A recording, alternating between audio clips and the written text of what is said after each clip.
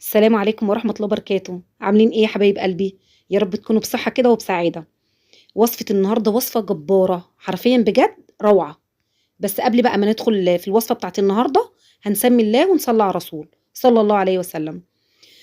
بُصّوا حبايب قلبي، أنا كل ما باجيب فرخة أو فرختين باشيل الكبد والقوانص بتاعتها في الفريزر، باحوّشهم يعني.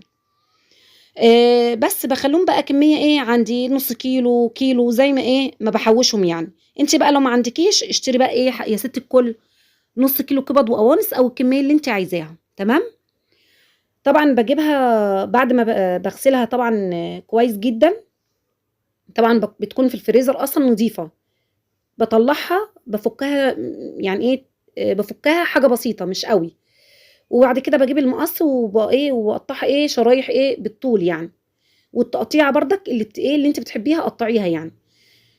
والقوانص باجيب مَيّة مغلية وبادّيها غلوة في المَيّة المغلية، لإن القوانص معايا بتاخد سِوَى أكتر من الكبدة، دي حاجة. تاني حاجة لمّا بتدّيها غلوة بتتقطّع معاكِ بكل سهولة.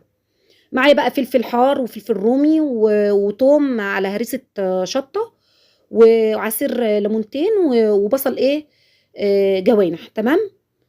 بس باجيب بقى إيه، حبّة زيت حلوين كده، تمام، وباجيب الكبد بتاعتي اللي أنا مقطّعاها، طبعًا أنا عصرت على الكبد ليمون تاني عشان باغسلها تاني، بس وبعد كده إيه، باجيب حبّة زيت كده حلوين، وبانزل بالكبدة الأول أشوّحها كده تشويحتين، تمام، وبعد كده بانزل بالقوانص بتاعتي بعد الكبدة على طول، يعني بعد ما باشوّح الكبدة تشويحتين بانزل بالقوانص، بعد كده بانزل بإيه، بقطعة ليّا، لو ما عندكيش قطعة ليّا ما فيش أي مشاكل، بس هي بتدّي طعم حلو أوي بصراحة. هانزل بقى معايا بالبصل، التقطيعة اللي أنتِ بتحبيها للبصل قطّعيها. بعد ما بانزل بالبصل باشوّح البصل كده تشويحتين 3 لحد البصل معايا ما يدبل، بانزل بقى بالبهارات بقى عبارة عن إيه، فلفل أسود وكزبرة وكمون ومعلقة صغيرة بهارات لحمة أو بهارات ال7 بهارات. بانزل بقى بمعلقة توم على هريسة في الأول، وبعد ما باخلّص الكبدة لمّا تستوي خالص، بانزل بمعلقة توم في الآخر خالص، عشان بتفضل إيه، بريحتها النفاذة كده وبتبقى طعمها حلو أوي. نزلت بالتوم شوّحته تشويحتين كده، وهانزل بقى بالفلفل معايا، أي فلفل عندِك فلفل ألوان، فلفل حار، فلفل رومي بس، اللي بتحبيه يعني، ما بتحبيش الفلفل الحار براحتك يعني، بس هي الكبدة معروفة يعني بتحب الحاجة حامية شوية، حراقة شوية.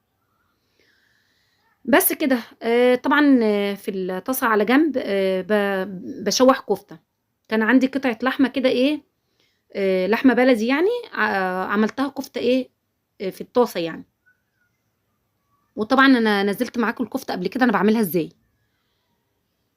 طبعًا ملّحت معايا الكبدة اللي هي كبد وقوانص يعني، بس هانزل بقى بمعلقة التوم الأخرانية اللي قُلت لكم عليها، معلقة توم بهريسة بتدّي ريحة تحفة في الآخر خالص بتبقى جميلة جدًا. باقلّبها بس تقليبتين بساط جدًا، وبانزل بإيه، بعصير ليمونتين، يعني آخر حاجة بانزل بيها التوم، وبانزل بعصير ليمونتين، بس خلاص الوصفة خلصت، بس وصفة حرفيًا جبارة، جربوها وإن شاء الله بإذن الله هتعجبكم جدًا، جدًا، جدًا، اعملي بقى جنبها شوية بطاطس محمرة، أو شوية رز، أو مكرونة، أي حاجة يا ست الكل جنبيها. هانزل بقى بالكور الكفتة، جربوا وإن شاء الله، إن شاء الله هتعجبكم. لايك بقى كده حلو من إيديكم الحلوة، وأنا باحبكم جدًا والله باحبكم جدًا في الله.